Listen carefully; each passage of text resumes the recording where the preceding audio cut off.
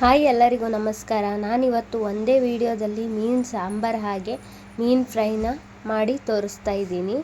Video ಕೊನೆ ತನಕ ನೋಡಿ.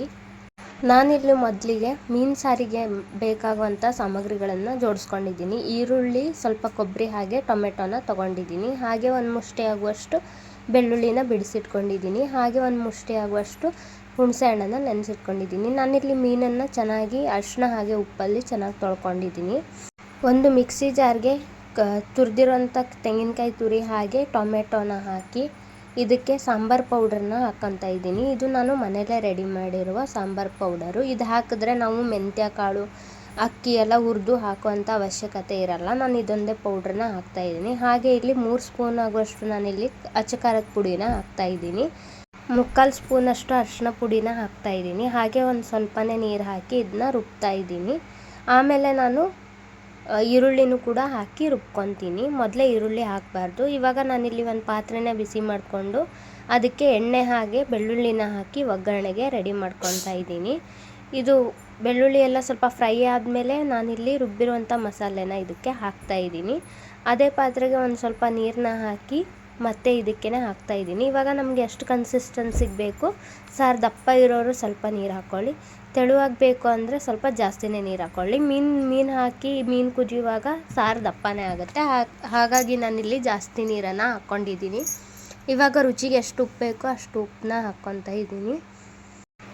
ಇವಾಗ ಸಾರನ್ನು ಕುದಿಯೋಕ್ಕೆ ಬಿಡ್ತಾಯಿದ್ದೀನಿ. ಒಂದು ಸಲ ಮಿಕ್ಸ್ ಮಾಡಿಟ್ಕೊಂಡು ಉಪ್ಪು ಖಾರ ಹೆಚ್ಚು ಕಡಿಮೆ ಮಾಡೋದಾದರೆ ನೀವು ಮೀನು ಹಾಕೋಕ್ಕಿಂತ ಮುಂಚೆನೇ ಮಾಡ್ಕೋಬೇಕಾಗುತ್ತೆ. ನಾನಿಲ್ಲಿ ಹುಣಸೆ ಹಣ್ಣಿನ ರಸನ ಅರ್ಧ ಹಾಕ್ತಾಯಿದ್ದೀನಿ, ಯಾಕಂದರೆ ಫ್ರೈ ಕೂಡ ಸೇರಿಸಿ ನೆನೆಸ್ಕೊಂಡಿದ್ದೆ ನಾನು.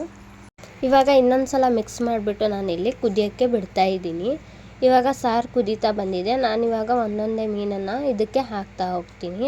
ಮೀಡಿಯಮ್ ಫ್ಲೇಮಲ್ಲೇ ಇಟ್ಕೊಂಡು ನಾನಿವಾಗ ಸಾರನ್ನು ಕುದಿಸ್ತಾ ಇದ್ದೀನಿ. ಮೀನೆಲ್ಲ ಹಾಕಿದ್ದಾದಮೇಲೆ ಮತ್ತೆ ನಾನಿಲ್ಲಿ ಕುದಿಯೋಕ್ಕೆ ಬಿಟ್ಟಿದ್ದೀನಿ. ನೋಡಿ, ಇವಾಗ ಮೀನೆಲ್ಲ ಚೆನ್ನಾಗಿ ಬೆಂದಿದೆ, ಸಾರು ಕೂಡ ರೆಡಿಯಾಗಿದೆ. ತುಂಬ ರುಚಿಯಾಗಿರುತ್ತೆ. ನೀವು ಒಂದ್ಸಲ ಟ್ರೈ ಮಾಡಿ ಈ ಥರ ಸಾಂಬಾರನ್ನ. ಇವಾಗ ನಾನಿಲ್ಲಿ ಮೀನು ಫ್ರೈಗೆ ರೆಡಿ ಮಾಡ್ಕೊತಾ ಇದ್ದೀನಿ. ನಾನು ಇಲ್ಲಿ 3 ಸ್ಪೂನ್ ಆಗುವಷ್ಟು ಖಾರದ ಪುಡಿನ ಹಾಕ್ತಾಯಿದ್ದೀನಿ. ಖಾರ ತುಂಬ ಇದೆ, ಹಾಗಾಗಿ ನಾನು 3 ಸ್ಪೂನ್ನ ಹಾಕ್ಕೊಂಡಿದ್ದೀನಿ. ಹಾಗೆ ಒಂದು ಅರ್ಧ ಸ್ಪೂನ್ ಆಗುವಷ್ಟು ಅರಿಶಿನ ಪುಡಿ ಹಾಗೆ ಅರ್ಧ ಸ್ಪೂನ್ ಆಗುವಷ್ಟು ಉಪ್ಪನ್ನು ಹಾಕ್ಕೊಂಡಿದ್ದೀನಿ. ಉಪ್ಪು ನೀವು ಆಮೇಲೆ ಕೂಡ ಅಡ್ಜಸ್ಟ್ ಮಾಡ್ಕೋಬೋದು. ನಾನಿಲ್ಲಿ 1 ಸ್ಪೂನ್ ಆಗುವಷ್ಟು ಕಾರ್ನ್ಫ್ಲೋರ್ನ ಹಾಕ್ತಾಯಿದ್ದೀನಿ. ಕಾರ್ನ್ಫ್ಲೋರ್ ಹಾಕೋದ್ರಿಂದ ಚೆನ್ನಾಗಿ ಬೈಂಡಿಂಗ್ ಆಗುತ್ತೆ ಮೀನು ಫ್ರೈ. ಇವಾಗ ಎಲ್ಲ ಪುಡಿನೂ ಚೆನ್ನಾಗಿ ಕೈಯಿಂದ ಮಿಕ್ಸ್ ಮಾಡ್ಕೋಬೇಕು, ಆವಾಗ ಚೆನ್ನಾಗಿ ಮಿಕ್ಸ್ ಆಗುತ್ತೆ. ಇವಾಗ ಮಿಕ್ಸ್ ಮಾಡಿದಾದ್ಮೇಲೆ ನಾನಿಲ್ಲಿ ಹುಣಸೆ ಹಣ್ಣನ್ನು ಸ್ವಲ್ಪ ಎತ್ತಿಟ್ಕೊಂಡಿದ್ನಲ್ಲ, ಅದನ್ನೇ ಸ್ವಲ್ಪ ಸ್ವಲ್ಪ ಆಗಿ ಹಾಕ್ಕೊಂಡು ಮಿಕ್ಸ್ ಮಾಡ್ಕೊತಾ ಇದ್ದೀನಿ. ತುಂಬಾ ರುಚಿಯಾಗಿ ತುಂಬಾ ಚೆನ್ನಾಗಿ ಬರುತ್ತೆ. ಈ ಥರ ಒಂದು ಸಲ ನೀವು ಟ್ರೈ ಮಾಡಿ ನೋಡಿ. ಇವಾಗೆಲ್ಲ ಚೆನ್ನಾಗಿ ಮಿಕ್ಸ್ ಮಾಡ್ಕೊಂಡಿದ್ದೀನಿ ನಾನು. ಉಪ್ಪು ಒಂದು ಸ್ವಲ್ಪ ಕಡಿಮೆ ಆಯಿತು ಅಂತ ನಾನಿಲ್ಲಿ ಇನ್ನೊಂದು ಸ್ವಲ್ಪ ಉಪ್ಪನ್ನು ಹಾಕಿ ಸೇರಿಸ್ಕೊಂಡು ಮಿಕ್ಸ್ ಮಾಡ್ಕೊತಾ ಇದ್ದೀನಿ. ಎಲ್ಲ ಮಸಾಲೆ ಮಿಕ್ಸ್ ಆದಮೇಲೆ ನಾನೊಂದು ಸ್ವಲ್ಪ ಎಣ್ಣೆನ ಹಾಕಿ ಮಿಕ್ಸ್ ಮಾಡ್ತಾಯಿದ್ದೀನಿ. ಯಾಕಂದರೆ ಎಣ್ಣೆ ಹಾಕೋದ್ರಿಂದ ಚೆನ್ನಾಗಿ ಮೀನು ಮೇಲ್ಗಡೆ ಮಸಾಲೆ ಚೆನ್ನಾಗಿ ಕೂರುತ್ತೆ ಅಂತ. ಇವಾಗ ನಾನಿಲ್ಲಿ ಒಂದೊಂದೇ ಮೀನಿಗೆ ಮಸಾಲೆನ ಚೆನ್ನಾಗಿ ಹಚ್ಕೊತಾ ಇದ್ದೀನಿ. ಹಚ್ಕೊಂಡು ಒಂದು ಅರ್ಧ ಗಂಟೆ ಚೆನ್ನಾಗಿ ನೆನೆಯೋದಕ್ಕೆ ಬಿಡಬೇಕಾಗತ್ತೆ. ಆವಾಗ ಚೆನ್ನಾಗಿ ಉಪ್ಪು ಖಾರ ಹುಳಿ ಎಲ್ಲ ಚೆನ್ನಾಗಿ ಹಿಡ್ಕೊಳ್ಳುತ್ತೆ ಮೀನಿಗೆ.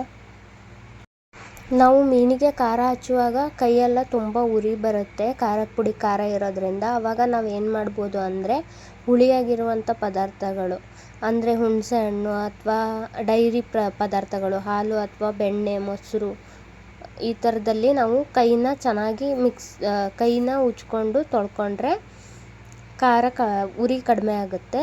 ಈ ಟಿಪ್ಸ್ನ ನೀವು ಒಂದು ಸಲ ಟ್ರೈ ಮಾಡಿ ನೋಡಿ.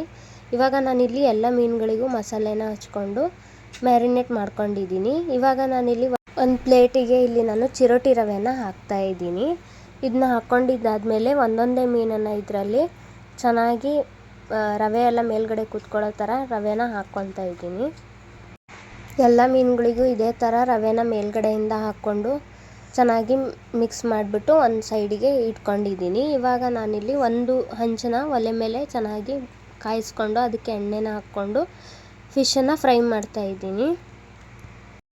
ಫಿಶ್ ಫ್ರೈನ ಯಾವಾಗಲೂ ಲೋ ಟು ಮೀಡಿಯಮ್ ಫ್ಲೇಮಲ್ಲೇ ಮಾಡ್ಕೊಬೇಕು. ತುಂಬ ಹೈ ಫ್ಲೇಮಲ್ಲಿ ಇಟ್ಟರೆ ಒಳಗಡೆ ಚೆನ್ನಾಗಿ ಬೆಂದಿರಲ್ಲ, ಹಾಗೆ ಹೊರಗಡೆ ಸೀದೋಗಿರುತ್ತೆ. ನಾವು ಮೀಡಿಯಮ್ ಮತ್ತು ಲೋ ಫ್ಲೇಮಲ್ಲಿ ಇಟ್ಕೊಂಡು ಫ್ರೈ ಮಾಡಿದ್ರೆ ಒಳಗಡೆನೂ ಚೆನ್ನಾಗಿ ಬೇಯುತ್ತೆ, ಹೊರಗಡೆ ಕೂಡ ಸೀದೋಗಲ್ಲ. ಇದು ನೋಡಿ, ಈ ಥರ ಅವಾಗವಾಗ ಚೆನ್ನಾಗಿ ಒಂದು ಸೌಟಿಂದ ಚೆನ್ನಾಗಿ ತಿರುವಾಕಬೇಕು, ಆವಾಗ ಬೇಯ್ಕೊಳ್ಳುತ್ತೆ, ಸೀದ್ ಕೂಡ ಹೋಗಲ್ಲ. ನೋಡಿ ಇವಾಗ ಫ್ರೈ ರೆಡಿಯಾಗಿದೆ, ತುಂಬಾ ರುಚಿಯಾಗಿ ಬರುತ್ತೆ. ನೀವು ಒಂದ್ಸಲ ಇವೆರಡು ಥರ ಟ್ರೈ ಮಾಡಿ ನೋಡಿ. ವಿಡಿಯೋ ಇಷ್ಟ ಆದರೆ ಲೈಕ್ ಮಾಡಿ, ಕಮೆಂಟ್ ಮಾಡಿ, ಹಾಗೆ ನಿಮ್ಮ ಫ್ಯಾಮಿಲಿ ಫ್ರೆಂಡ್ಸ್ ಜೊತೆ ಶೇರ್ ಮಾಡಿ, ಚಾನಲ್ನ ಸಬ್ಸ್ಕ್ರೈಬ್ ಮಾಡಿ. Thank you.